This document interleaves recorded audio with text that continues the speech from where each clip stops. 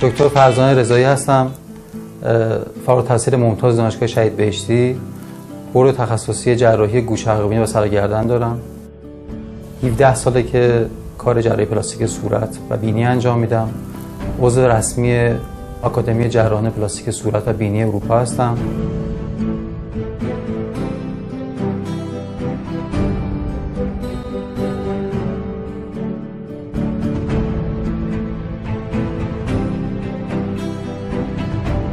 سلام، من صدف هستم. جهت جراحی زیبایی بینی به اینجا مراجعه کردم. مشکل بینی من قوز روی بینیمه و افتادگی نوک بینی. چون ورزش میکنم خیلی برام مهمه که تنفس بعد از جراحی مشکلی ایجاد نکنه برام.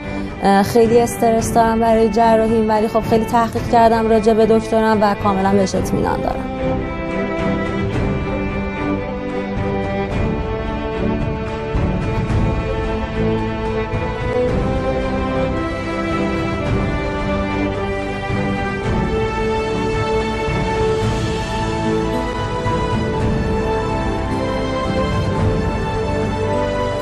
سلام، من مژگان هستم. 1 سال و نیم پیش دماغمو عمل کردم. بینیم گوشتی بود و قوز بزرگی داشت. تنفسم خیلی برام مهم بود. دوست داشتم یه بینی طبیعی با تنفس نرمال داشته باشم. بعد از عملم ورم و کبودی زیادی نداشتم و الان خیلی راضیم. تنفسم هم خیلی خوبه.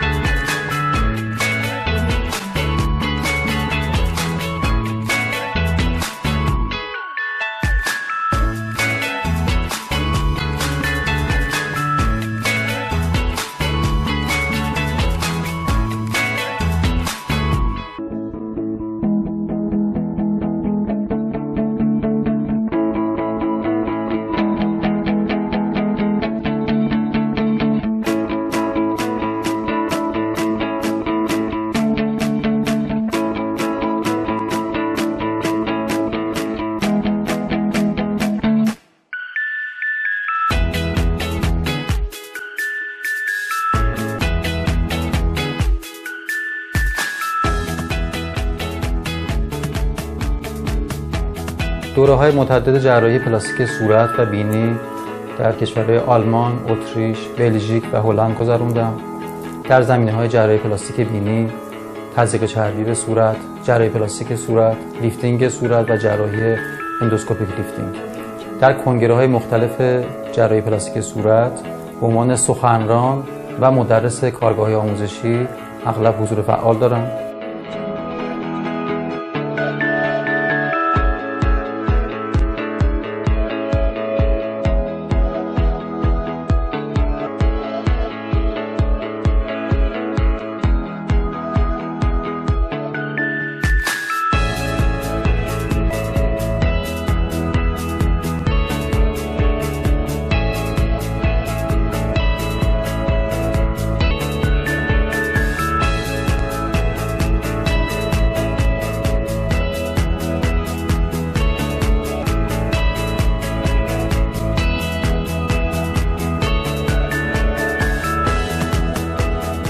دو ساله که بینیمو عمل کردم. احساس خیلی خوبی دارم. از فرم بینیم خیلی راضیم.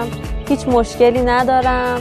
اعتماد به نفسم خیلی بالا رفته و از زندگیم کاملا راضیم. از دکترم هم تشکر میکنم.